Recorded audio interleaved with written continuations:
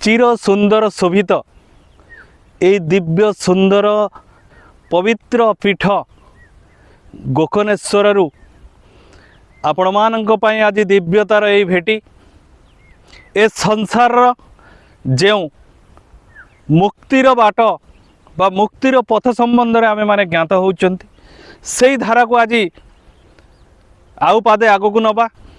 नमस्कार, आम्भे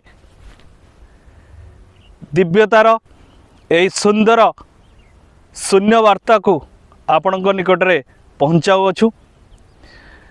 आम्भे माने जो मुक्तिर पथ ज्ञात होउछंती बा दिव्यतार जो पुस्तक मान रही से पुस्तक माध्यम जहाँ आम पठन करी मुक्तिर पथ संबंध में भिन्न भिन्न रास्ता आम मैंने जानी।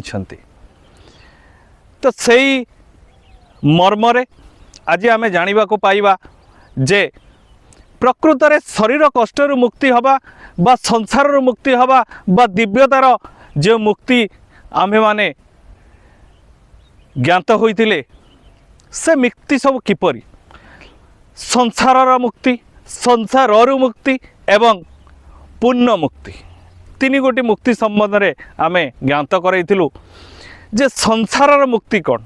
संसार रे आमे जेहेतु घर करिसंती पत्थर पहिले सही तो घर जेतेबेले आमे माने गोटे संसार रे करिसंती ए विश्व ब्रह्मांड रे आमर चल प्रचर रही लीला खेला रही तेणु जेहेतु संसार गोटे विधि निर्दिष्ट नियम रही जे आमे जतबेले भूमिस्पर्श करती मातृगर्भरु जतबेले आमे माने भूमिस्पर्श करती भूमिस्पर्श जनित माया आंभ को ग्रास करिथा। भूमिस्पर्श जनित माया रे आमे माने पतित होई ए संसार जो प्रकृत लीला जहाँकि विधि निर्दिष्ट रही है ताकू मध्य आमे ज्ञात होई पारंती नाही।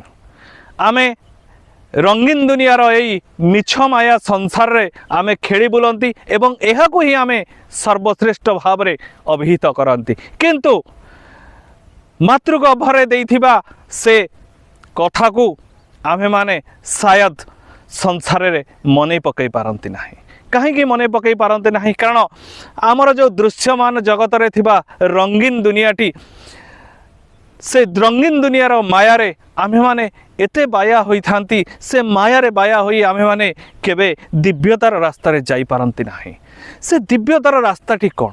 दिव्यतार रास्ता होची एटा के संसार व्यतिरक आउ गोटे संसार रही ए संसार व्यतिरक आउ गोटे संसार रही जहाँ के आम संसार सांगरे से गमन करे किंतु ताहाको आमे दृश्यमान करि पारंती नाही। जहाँ को आमे अदृश्यमान जगत कहले मध्य अत्युक्ति हेबा नाही। से अदृश्यमान जगतर रहितिबा शक्ति मानक द्वारा आमे माने निश्चित भाव रे परिचालित होई थांती। से अदृश्यमान शक्ति माने आंभ मानकु परिचालना करिथांती अदृश्य भाव रे किंतु आमे माने तांकर शक्ति को अनुभव करंती सत्य किंतु दृश्यमान करि पारंती नाही।